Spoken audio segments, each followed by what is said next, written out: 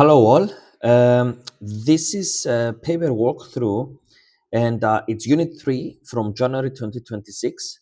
And some of you will recall that I just uploaded the Unit 3 from January 2026 paper. But since the examination season of November 2025, Edexcel now puts out two versions of the same paper, okay? The regular version and then version A. So this is the version A, as you can see over there, okay? So I don't know why they do this, but this gives us extra material to work with, guys, okay? So let's dive in. As you can see immediately, this is a different question from the first question of Unit 3 from 2026. So let's read it and get going. So question 1. A microwave oven uses standing waves to cook food. When food is put into a microwave oven, a pattern of burn marks may be produced by the standing waves as shown. In an experiment to determine the speed of electromagnetic waves, a student measures the distance between two adjacent burn marks as 6 centimeters. Okay, question A. Explain why the wavelength of the microwaves is equal to twice the distance between the burn marks. So what are these burn marks? Okay, they are regions in space where you have a standing wave with where constructive interference takes place, right? So those are antinodes, and I'm talking about these two bumps over here. Okay, so if you let's go and use a clean page. So how are standing waves formed? You have a wave, in this case, an electromagnetic wave, that bounces off a surface and comes back, right? And as it comes back, it interferes constructively or destructively with the incident wave. So you have two waves going on, so the incident wave and the reflected wave.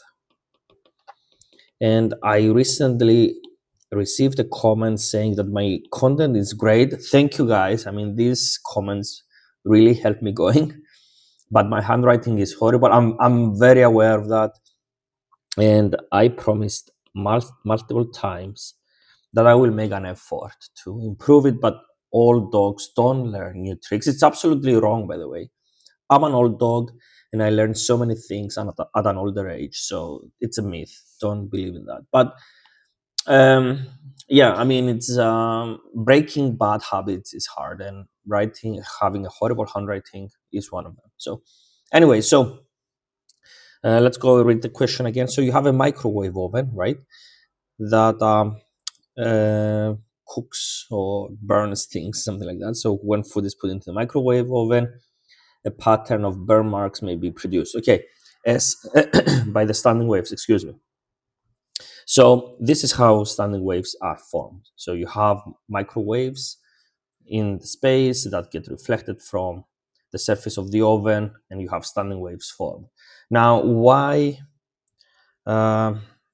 would the wavelength of the microwaves be equal to twice the distance between the burn marks? So if you believe in what I said, if you take a standing wave, okay, so it will look like this.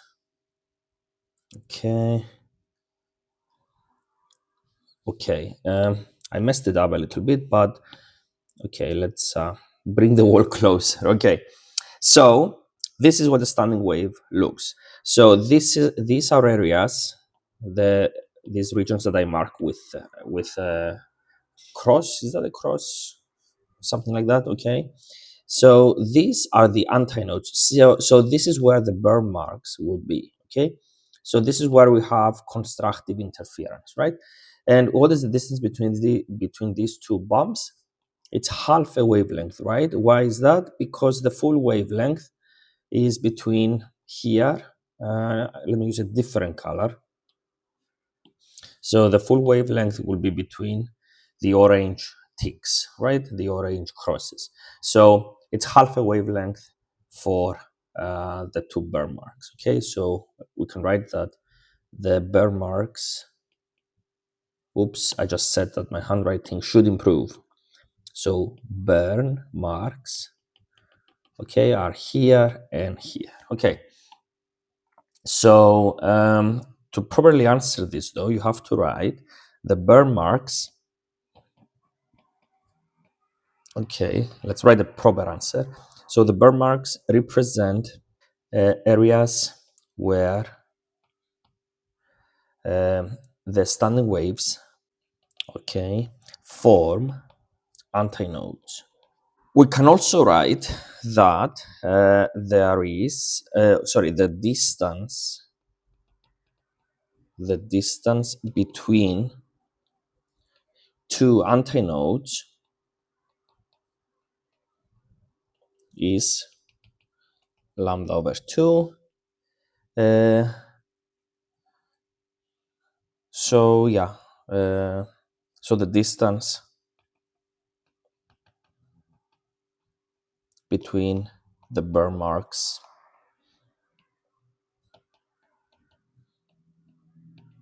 is lambda over 2. Okay, part 2 says that the manufacturer states that the frequency of the microwaves is 2450 megahertz. Calculate the speed of the microwaves. So I'm assuming that you have to kind of find the distance between these burn marks so you can find the wavelength first. So this is what we will do. So let me use orange to put, okay, let's put the center of this burn mark somewhere there, and of this burn mark somewhere there. Okay, I mean, you see that it spreads, so this is a good estimation. So I'm assuming you have to use your ruler, and I'm assuming that they allow you to bring a ruler to this test. So in my case, I'm going to use the ruler that the iPad has. Okay, let's see. So something like that. Okay, so it's exactly 6, right? So that's, let me see, 5, 6, 7, 8, 9, 10. So that's 7 actually. I don't like that. I think it's too far away. Maybe we can put let's put it there. Okay, maybe that's more centered. Okay, I like that more. So since this is an estimate, let's estimate this to 6 centimeters. Okay, so let's remove the ruler. We also need another clean page. And let's do part 2. Let's keep the orange because it looks cool. Orange is the new black. So, like the series from back in the day. That was a terrible joke. I'm sorry. So anyway, the speed of electromagnetic waves is equal to their wavelength times the frequency. So the wavelength we need to calculate using the fact that lambda over 2 is 0.06 meters, which is 6 centimeters. So lambda is 0.12 meters. If we combine, we find V is equal to 0.12 times 2450 times 10 to the 6 meters per second is all this. Okay, so let me use my calculator real quick. The answer is 2.94 times 10 to the 8 meters per second, which is close to the speed of light, right? And this is another trick you can use in physics, both at the AL level tests, but later in your life too. So here they make you calculate the speed of microwaves.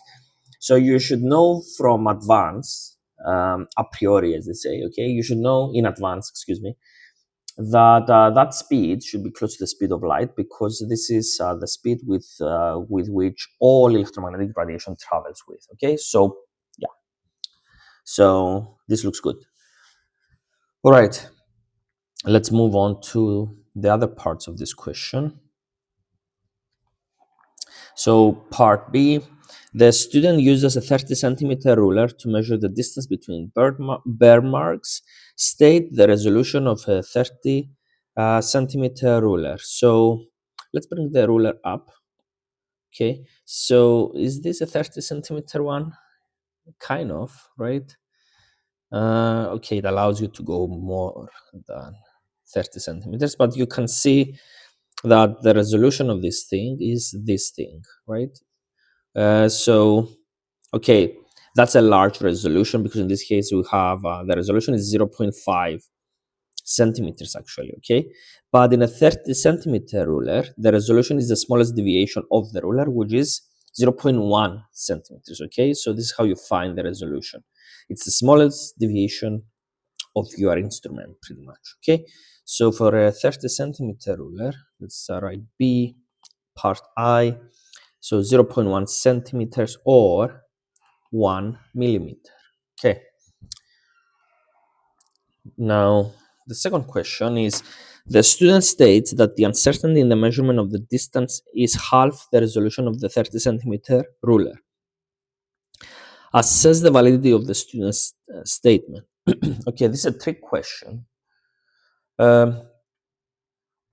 Because the uncertainty in this measurement doesn't really come from the ruler we use, right? And I'm going to show you again the ruler, okay? So this is the ruler. Okay, so the big problem with this ruler is that where are the centers of the two peaks? Are they where I marked them? Maybe they're a little bit to the left, maybe a little bit to the right, maybe a little bit up or down. So the uncertainty comes not from the ruler, but mostly from how to determine where the center of the burn mark is. So maybe you can draw this circle that encloses the burn mark, and then maybe you can say, okay, this is the center, but someone else might say, oh no, this is the center, etc. And this one is even worse, excuse me, because where is the center? Is it there? Is it there? Is it there? Is it there? So the uncertainty comes from determining the center of these burn marks, pretty much, okay? So this is what we will write. So judging the exact center of the burn marks is hard.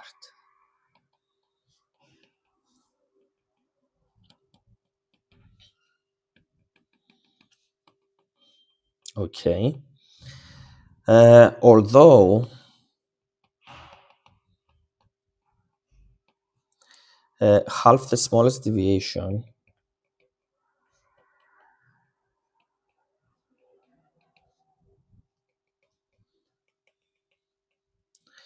is often used, okay, it is wrong in this case.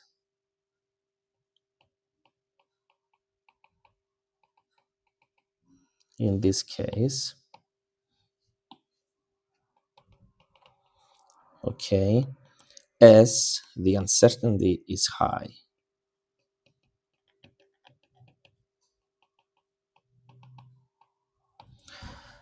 All right, and this was question one, a kind of a nice problem to start this test. So let's move on to the second question. Okay, question two.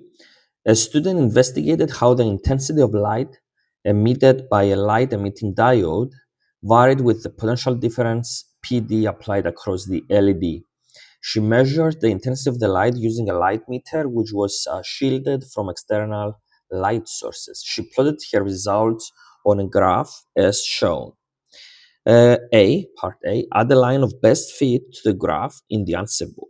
So let's use red. Okay, red is good.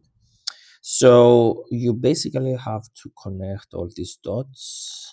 Okay, and the line should pass through mostly all of them. Okay, I mean, it's not the perfect line, but something like that will work. Line of best fit means you need to have as many points as possible actually on the line you're drawing. And if you have points to the left or to the right, you should have as many points to the left as you have to the right. Okay, so that's the first question. Question A, it awards 1 mark. By the way, for the first time, I didn't comment on how much time you should spend on each question, which is something I do in all of my videos.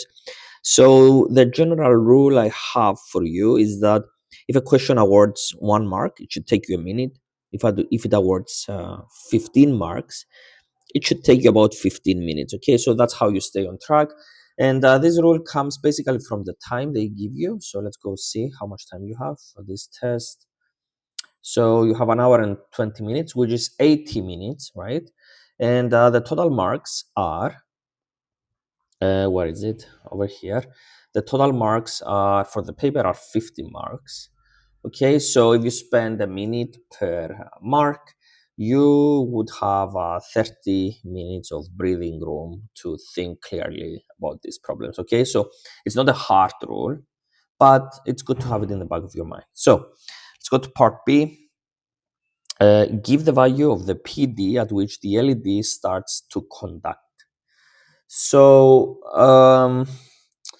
in my answer book, I wrote 2 volts, but maybe it's whatever this potential difference is between here and here, right?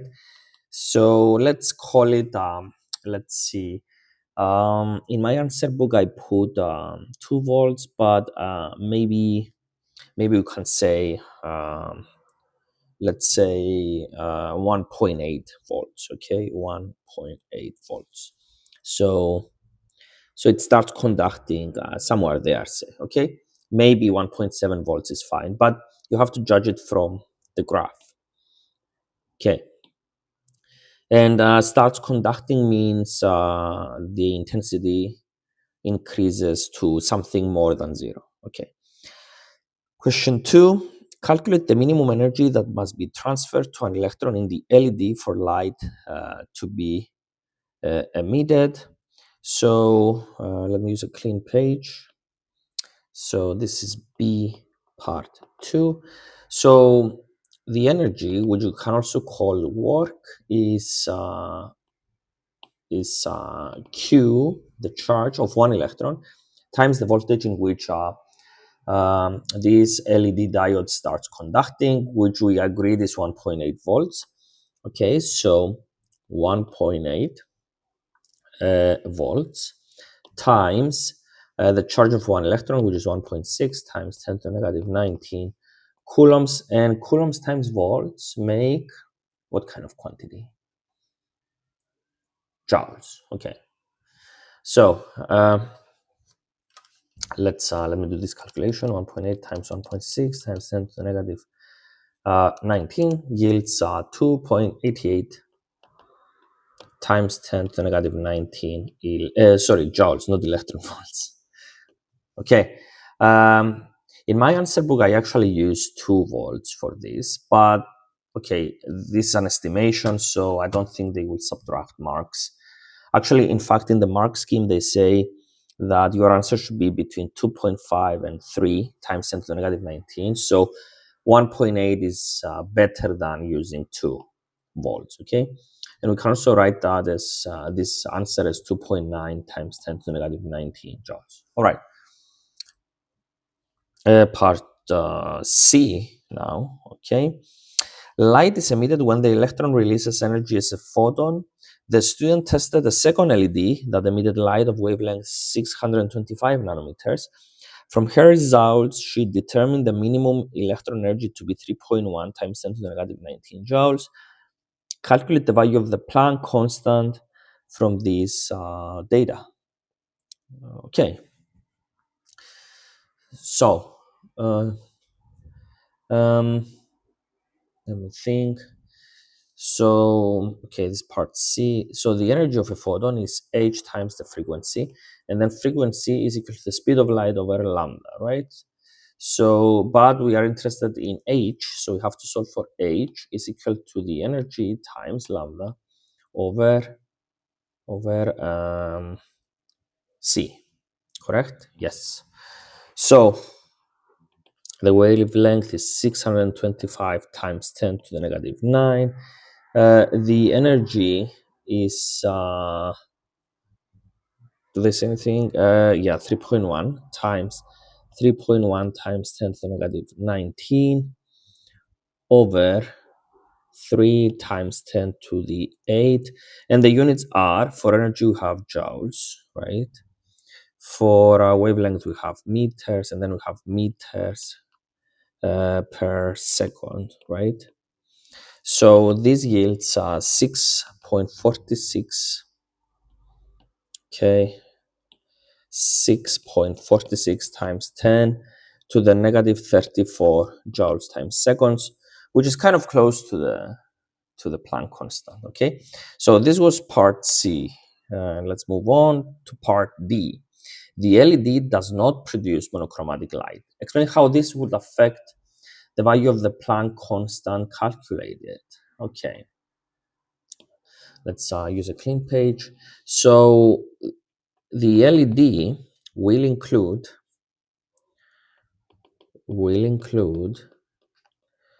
a range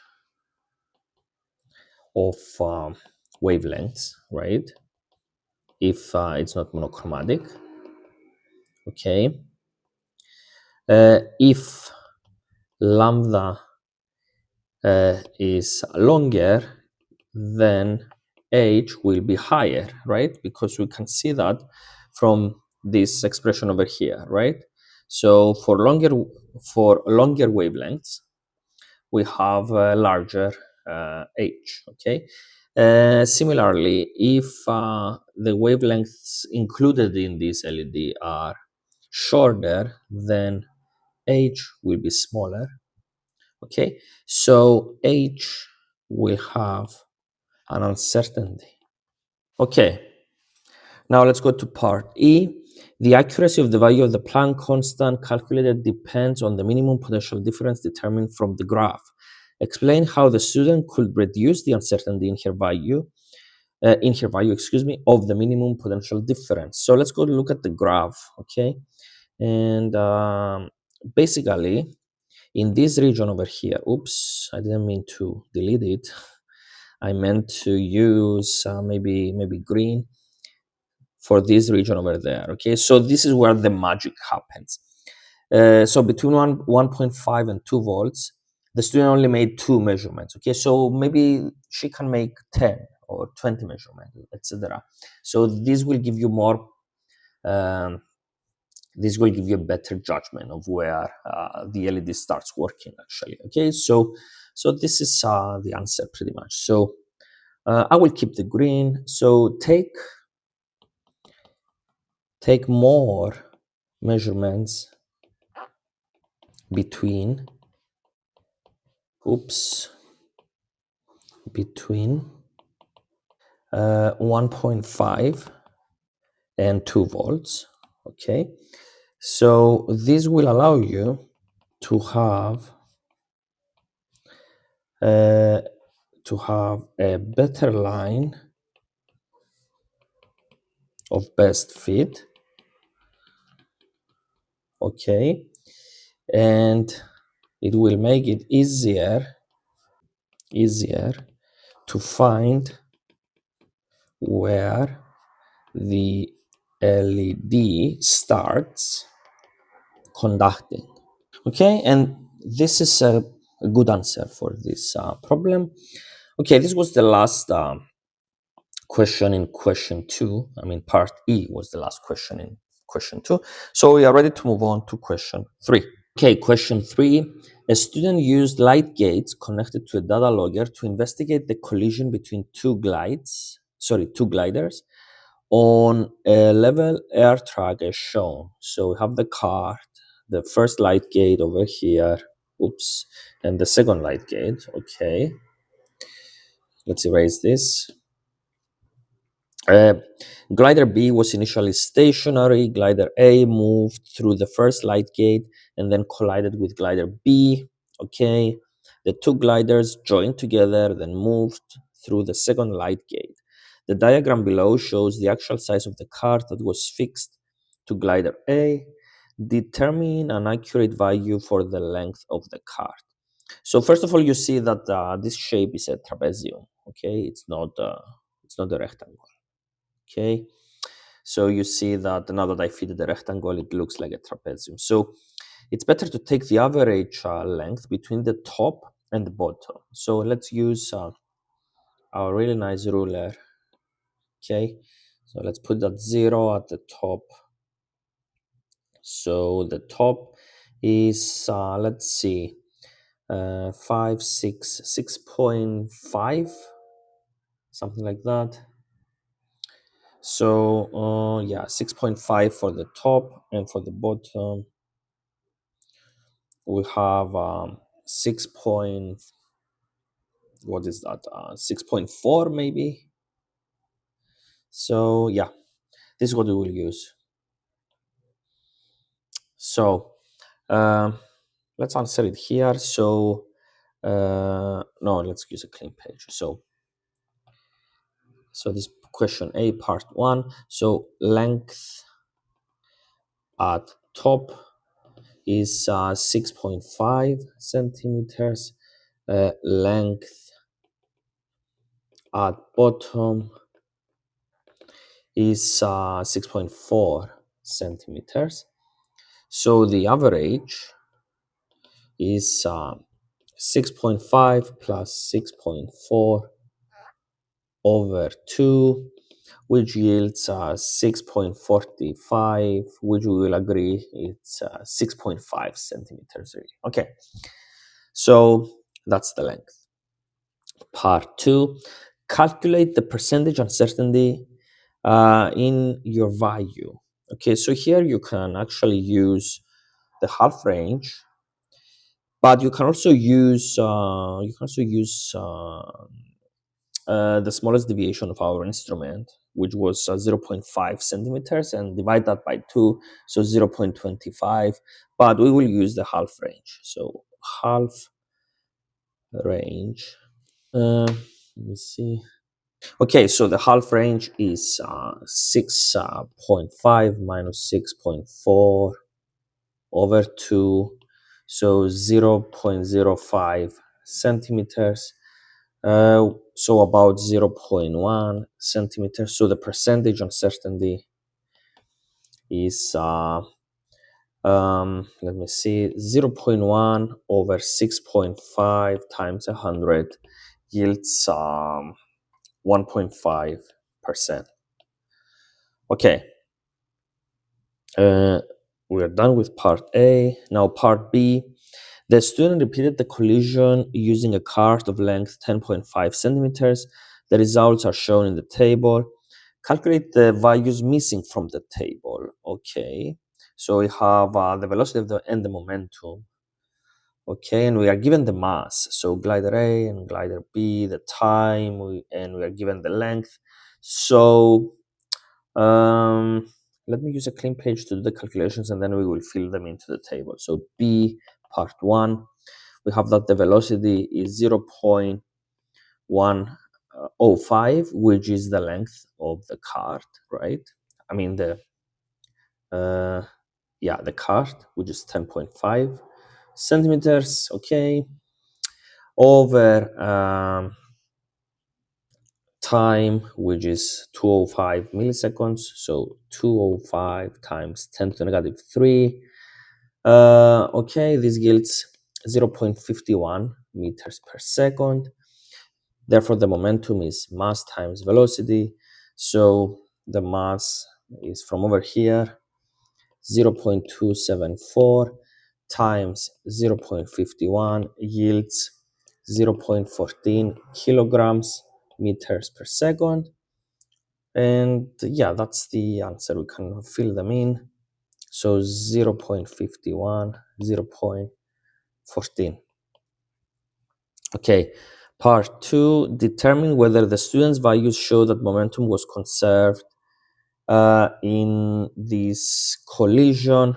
So it seems so, but we can actually make this more concrete by calculating the percentage uncertainty between the two measured values. So the absolute value of 0.14 that we just calculated for the momentum after the collision, minus 0.143, which is the momentum of glider A, right, over the momentum of glider A, times 100 yields 1.9%, which is small. Okay, so P, momentum, is conserved. By the way, P comes from the Latin impedus, which means motion, I think, or something like that. So they chose P to denote momentum. I don't know. I just had this random thought. All right, let's move on to question C. In this experiment, the student applied a small force with her hand to start glider A moving. The student repeated the experiment and calculated the mean values of the time taken to pass through each light gate. Discuss how this affected the uncertainty in the calculated values of momentum. Okay, it's part C. So the force will be different each time. So force will be different each time. Okay. The time for the moving glider will be different each time. For the moving glider, so glider A pretty much will be different each time. Okay. And the uncertainty in the momentum increases. Uncertainty in momentum increases. Okay, so this will introduce a random error pretty much into the process. Okay, part D. Another student used a stopwatch to measure the time taken for the gliders to travel a known distance. Explain the advantage of using light gates and a data logger instead of using a stopwatch. Okay, so part D.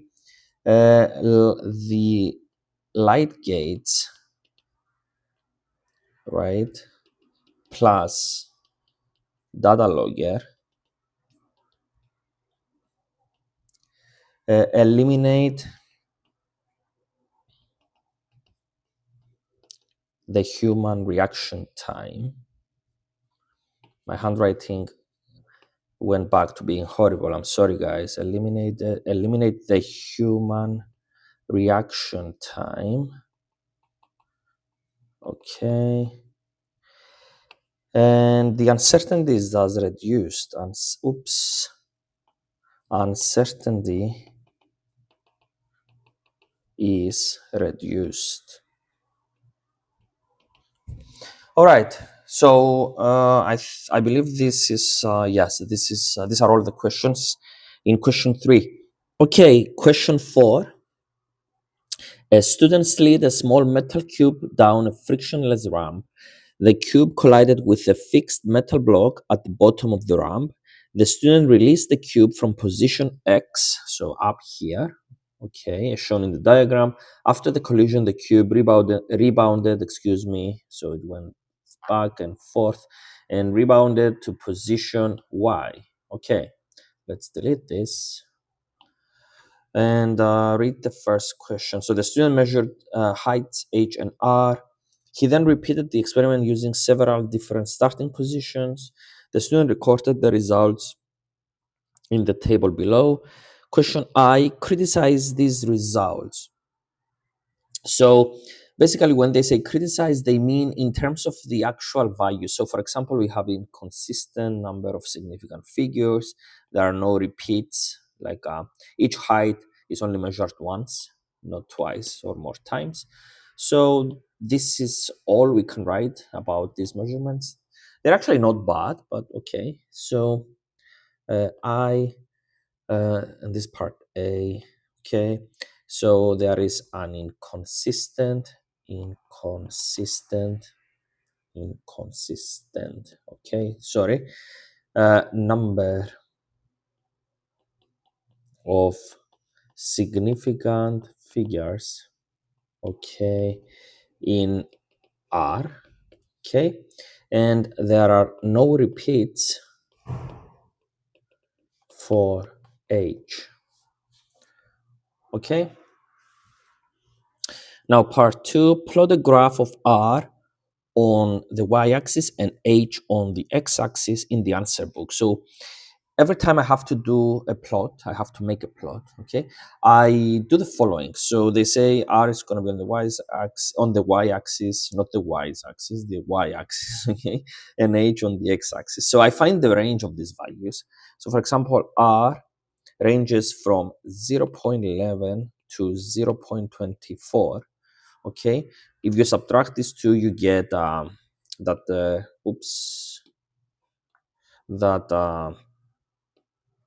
that the range varies by 0.13, okay? So the best way to make ticks is to start with 0.1 and then go to 0.12, 0.14, all the way to 0.24, right? And then for H, the range is from 0.20 to 0.45. So this kind of solves itself. So you can start with 0.2 and then 0.25, 0.3, all the way to 0.45.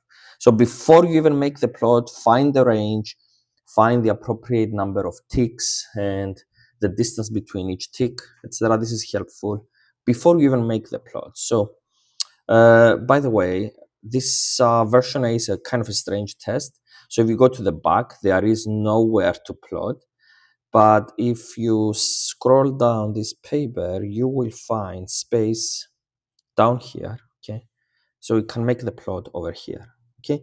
I don't know why the version A of this test is so strange, but we will work with what we have. So in the x-axis, we have H, okay? And H is measured in centimeters, I believe, right? So if we go back, let's see, we have to scroll way up over here. No, it's actually in meters, okay. So not centimeters, meters. Okay, let's erase this. Okay, and then in the y-axis, we have R, also in meters. So let's start with R. We can put 0.1 over here. And then these large boxes can serve as one tick. So let's do 0.12, 0.14, 0.16, 0.18, 0.2, 0.22, and 0.24. Similarly, we can start with 0.2 for H, and then the next one is 0.25, 0.3, 0.35, 0.4, 0.45, right? Did I mess anything up? I didn't, I believe. So let's plot 2 points, and then I will speed up the video. Let me pull the test in front of me on my computer screen, which is in front of me and you don't see it. So the first pair of values is 0.2 and 0.11. So H is 0.2 when R is 0.11. So the first point is exactly there. Okay. The second point, H is 0.25 and R is about 0.14. So over here is the second point. And now you will see I will put all the other ticks and I will speed up the video and you will see the final result. Okay. All right, so these are all the points. You see how choosing the ticks wisely helps you make this plot really nice. Okay, and let's draw a line of best fit. So let's start from there. Okay. Okay, let me judge. Yeah, over there, this is a really nice line of best fit, I believe. What do you think? Let me know in the comments. So this is our plot. And let's move back to the rest of the questions for this problem. So, okay, part 1 and 2 are done. So let's move to part B. Question I. Show that the velocity u of the cube immediately before the collision is given by u equals to the square root of 2gh. Okay, so basically, we will use conservation of energy. So right before the collision, the kinetic energy of the block is 1/2 mu squared, and this should be equal to the potential energy when when it is released from a height h. So this is equal to mgh. Okay, so mass cancels. So u is the square root of 2gh. Okay, so that's the proof. Part 2, the coefficient of restitution E is given by the equation E equals to V over U, where V is the velocity of the cube immediately after the collision. Explain why the gradient of the graph is E squared. Okay, let's draw the situation, by the way. So this is the floor, this is the kind of like the ramp, and this is our block at the height h. Okay, it goes all the way down. It bounces with, what was it? Another block, I believe. Yes. So it bounces with a much larger block that is placed over there, and it bounces back to a height r. Okay, so this is the situation. Now, after the collision, we can actually use again conservation of energy. So after the collision, so when it bounces, it will have a speed v. When it goes down, it has a speed u. Okay. So after the collision, 1/2 mv squared, the kinetic energy it has right after the collision should be equal to the potential energy when it reaches the height r. Right. So this should be equal to mgr. So okay. Let me see how I handled this. So we can now use the fact that E is V over U. So V is E times U. Okay. So if we combine these two, we will find that 1/2 E squared U squared is equal to G times R. This is nice, right? Because we can take U from up here, okay, and plug it there. Okay, I'm gonna delete this because it looks weird. Okay, so now we have 1/2 E squared times 2GH is equal to G times R. And now G cancels, the 2 cancels, and we have this beautiful relationship that R is equal to E squared times H. Okay, let's use another clean page. So the gradient of this graph is E squared because it's of the form y equals mx, with y being r and h being x. Okay, so the gradient of the curve, this beautiful curve, where was it? Over here. So this beautiful curve has a gradient equal to this restitution coefficient squared. Beautiful. I think this was a beautiful proof. By the way, I never actually worked with restitution coefficients, to be honest. But one of the things, guys, this is some personal stuff now. One of the nice things about studying physics, okay, many people argue against studying physics, and I agree. I mean, it's a difficult subject to study, and then there are no jobs. And people think of you as just a teacher, but you are more than a teacher. You can actually do research. You can solve problems. You can even write code. You can even make video games and do machine learning and everything you can imagine. Because why can you do all these things? Because you have really solid foundation in math and physical phenomena. So the moment you see something new, you can immediately, intuitively make the connections needed and then do some studying and figure it out. Okay, so this problem with the restitution coefficient is something I've seen for the first time in my life, but it immediately clicked. Okay, so this is the good thing about studying physics. Okay, you understand things better, I believe, better than engineers, but engineers have it easier in terms of jobs. So it's your take. So let's go back to what the problem is actually asking us. So over here, all right. So explain why the gradient of the graph is e squared. We did that.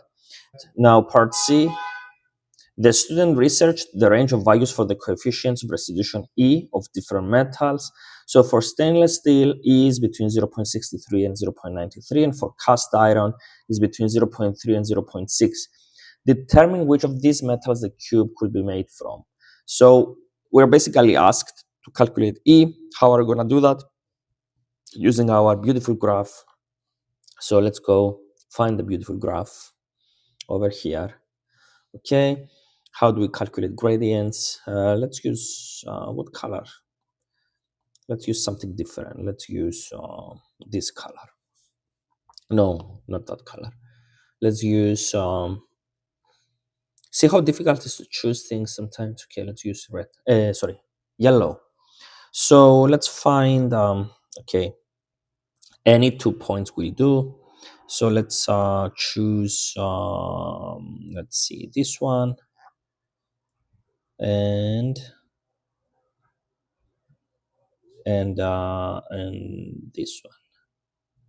Okay, so these 2 points. So this is our delta R and this is our delta H. This is a table choice because it's not visual. So it's not visible, excuse me. What's wrong with me lately?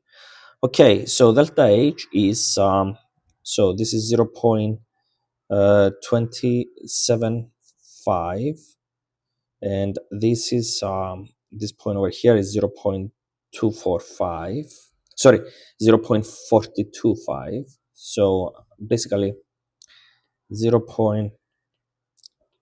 That minus 0.275. Okay, and delta R is 0.23 minus 0.15. Okay, so let's go back to the question. So we have okay, let's go here. So this is part C. So the gradient is delta R over delta H. So despite okay, what were the values? I actually used different values in my notes, so let's actually use mine. So 0.24 minus 0.11 over 0.44, sorry, 45 minus 0.2. I hope I didn't confuse you. So this gives you 0.52. This is a trick I learned from one of my students who said that to find really values close to the mark scheme, you can use the extreme values from the table they give you pretty much. Okay, so this is what I did. So let's go back to this. So this means that E squared is 0.52. Therefore, E is the square root of that, so 0.72, which immediately means that this is stainless steel. Stainless steel. All right, so let's go back to the questions. Okay, so this was Unit 3A from January 2026. Today I decided to use the new microphones that I bought. So I'm thinking ahead. As I said many times in this channel, I envision the future of this channel to include traveling parts, with me traveling to other areas of the world and visiting maybe research centers or universities, hopefully interviewing people, stuff like that. So I bought a set of 2 microphones actually, and I'm of course using just one of the 2. But now I have the opportunity, if I want, to do interviews or podcasts. So, but the channel is still new. I'm learning how to do things, so we will see how and where this channel goes eventually. So, and I'm also experimenting with making nicer thumbnails. But I appreciate your feedback, guys. So if you have any suggestions, let me know in the comments, and see you in the next one. Bye.